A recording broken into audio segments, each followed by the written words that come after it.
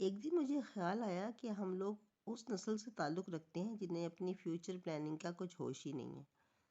زندگی گزر گئی، اب ختم ہونے والی ہے، آخر میں ہم آ کے کھڑے ہو گئے، مگر ہم نے نہ اس وقت سوچا کہ اپنی زندگی کیسے گزارنی چاہیے اور آگے ہمیں کیا کرنا چاہیے، نہ اب سوچا۔ تو ایسے مجھے ہونے لگا کہ اب یہ زندگی تو ختم ہو گئی اور ہمیں تو اگلی زندگی میں جانا ہے۔ تو اگلی زندگی کے لیے میں نے کیا ذخیرہ کیا؟ کچھ بھی نہیں۔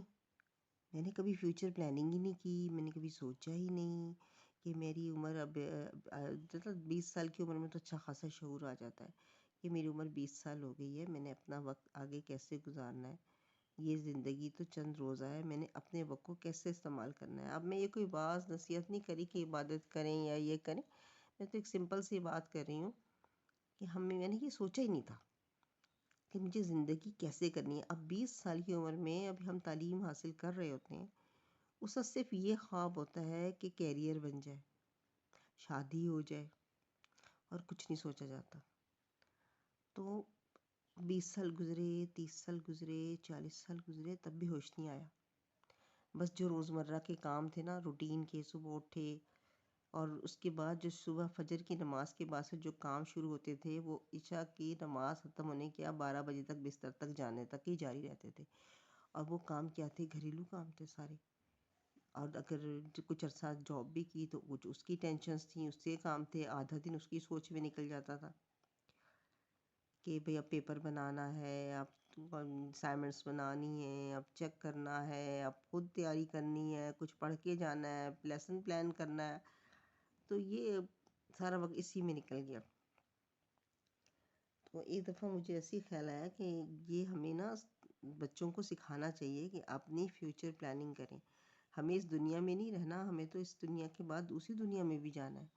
تو اس دنیا میں رہنے کے لیے بھی ہمیں نا بہت اچھی اپنی پلاننگ کرنی چاہیے کہ ہم زندگی کو نا اچھی طرح گزاریں۔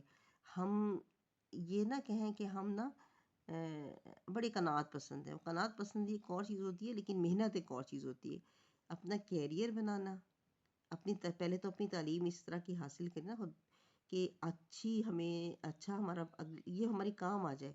جیسے کوئی ٹیکنیکل تعلیم حاصل کر لی، یہ ہم نے اپنے بچوں کو کروا دیا آگے جا کے، لیکن اس وقت بھی یہ سوچنا چاہیے کہ اس وقت دیکھنا چاہیے کہ اس وقت کس چیز کا سکوپ ہے، ہمیں وہ حاصل کرنی چاہیے۔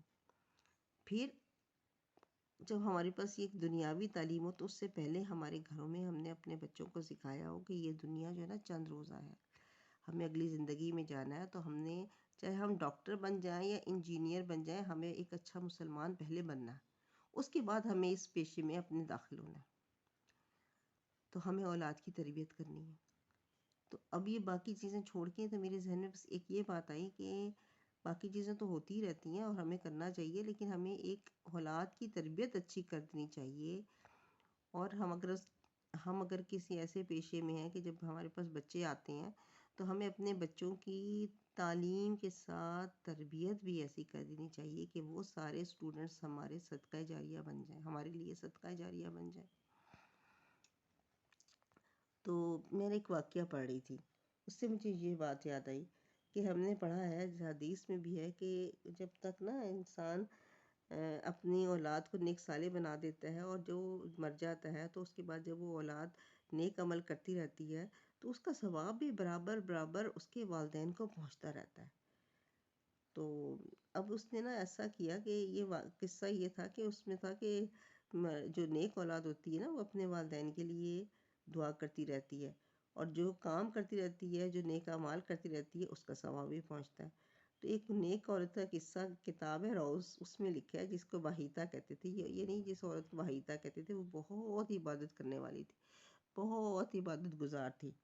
تو جب اس کا انتقال ہونے لگا تو اس نے اپنا سر آسمان کی طرف اٹھایا اور کہا، اے وہ ذات جو میرا توشہ اور میرا ذخیرہ ہے اور اسی پہ میرا زندگی اور موت میں بھروسہ ہے، مجھے مرتے وقت رسوا نہ کیجیے اور قبر میں مجھے وحشت میں نہ رکھیو۔ اچھا یہ بات دیکھیں نا، یہ بات میں کہہ رہی ہوں کہ یہ بات ہمارے ذہن میں بھی نہیں آتی۔ ہم کتنی اچھی عمر گزار دیتے نا، 40 45 50 سال، تب یاد آتا ہے کہ جو قبر میں بھی جانا ہے تو کچھ دعا اپنے لیے بھی کر لیں۔ ورنہ اپنی روزمرہ کی دعائیں ہوتی ہیں، یہ کام ہو جائے، یہ کام ہو جائے، یہ ہو جائے، وہ ہو جائے، بچے کا یہ ٹیسٹ ہے، اس کے اچھے نمبر آ جائے، اس کو نوکری مل جائے، لڑکی کی شادی ہو جائے، یہ بس گزرتی ہے، اپنے لیے کچھ ہوتا ہی نہیں۔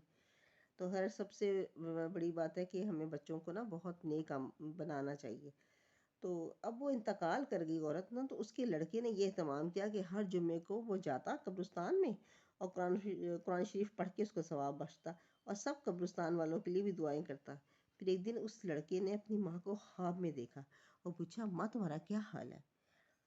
تو ماں نے جواب دیا، موت کی سختی بڑی سخت چیز ہے، میں اللہ کی رحمت سے قبر میں بڑے آرام سے ہوں، ریحان یہ خوشبودار گھاس ہوتی ہے میرے نیچے بچھی ہے، ریشم کے تکیے لگے ہوئے، قیامت تک میرے لیے یہی برتاؤ ہوگا۔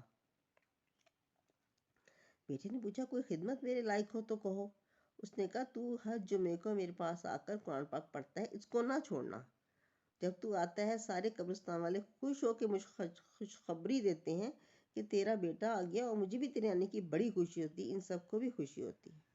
وہ لڑکا کہتا ہے کہ اس کے بعد میں نے بڑے اہتمام سے یہ کام شروع کر دیا کہ میں نا جمعے کو جاتا تھا اور یہ پڑھتا تھا۔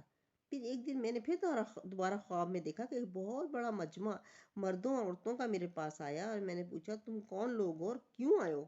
تو وہ کہنے لگے کہ ہم فلانے قبرستان کے آدمی ہیں، ہم تمہارا شکریہ ادا کرنے آئے ہیں، تم جو ہر جمعے کو ہمارے پاس آتے ہو اور ہماری دعائیں مغفرت کرتے ہو، اس سے ہم کو بڑی خوشی ہوتی ہے، اس کو جاری رکھنا۔ تو یہ بات ہوتی ہے کہ ہم نا سب سے پہلے نا اپنے بچوں کی تربیت اس طرح کریں کہ دنیا میں رہ کے دین کمائیں، دین میں رہ کے دنیا نہ کمائیں، بلکہ دنیا میں رہ کے دین کمائیں، دنیا میں رہ کے آخرت کمائیں۔ یہی بچے جو ہوں گے نا پھر ہمارے لیے صدقہ جاریہ بنیں گے، یہی بچے جو ہوں گے پھر ہمیں یاد رکھیں گے، قرآن پاک پڑھیں گے، ہمارے لیے اچھے نیک اعمال کریں گے، اور پھر ہمیں یاد رکھیں گے، اپنے بچوں کو بھی کہہ جائیں گے کہ اپنی دادی کے لیے، اپنے دادا کے لیے کچھ پڑھ لینا، کچھ کر لینا۔ اور جیسے کہ ہے نا کہ ہفتے میں ایک دن اعمال جو ہے نا مرے ہوئے ماں باپ کے سامنے بھی ان کی اولاد کے پیش کی جاتے ہیں، اگر اچھے اعمال ہوں تو مردہ خوش ہوتا ہے، اور اگر برے اعمال ہوں تو اسے بڑی تکلیف ہوتی ہے۔ بس میرے دل میں آیا کہ یہ بات ہم کر لیں کہ ہم اپنے بچوں کو اتنا دیندار بنا دیں، اور ایک دوسری بات ہے انہیں قبرستان جانے کی عادت ڈالیں۔ بچوں کو لے کے ہی نہیں جاتے قبرستان، خاص طور پہ لڑکوں کو، لڑکیوں کو تو نہیں لے جایا جاتا، لیکن لڑکوں کو تو لے جانا چاہیے، انہیں پتہ ہونا چاہیے کہ یہ ہماری دادا کی قبر ہے، یہ ہمارے چچا کی قبر ہے۔ قبرستان جا کے دیکھیں، کچھ قبریں اتنی ویران ہوتی ہیں، ان پہ کوڑا کرکٹ پڑا ہوتا ہے، اور جو گورکن وغیرہ دوسری قبر صاف کر کے نا اس والی جو لاوارث سی قبر ہوتی ہے جسے کوئی پوچھتا نہیں، اس پہ کوڑا ڈال دیتے ہیں۔ اور اب تو یہ حد ہو گئی ہے، یہ حال ہو گیا ہے کہ وہ ایک قبر جب پرانی ہو جاتی ہے 10-20 سال سے کھود کے اس میں نیا مردہ ڈال دیتے ہیں۔ یہ میں نے خود دیکھا ہے، خود سنا ہے کہ اب یہ ہو رہا ہے کہ وہ جگہ قبضہ کر لیتے ہیں، قبروں کی جگہ بھی قبضہ کر لیتے ہیں، ایک قبر میں دوسرا مردہ۔ تو ہمیں اپنی نا قبروں پہ جانا چاہیے، میرے رشتہ داروں کی قبروں پہ جانا چاہیے۔ ایک تو ہوتا ہے نا فاتحہ پڑھنی، اس کو بھی ثواب ملے گا، لیکن ان کی خیر خبر بھی رکھنی چاہیے کہ ان کی لوگوں تو یہ حال ہو گیا ہے کہ پہلے تو زمینوں پہ قبضہ کرتے تھے، اب قبروں پہ بھی قبضہ کرنے لگے ہیں۔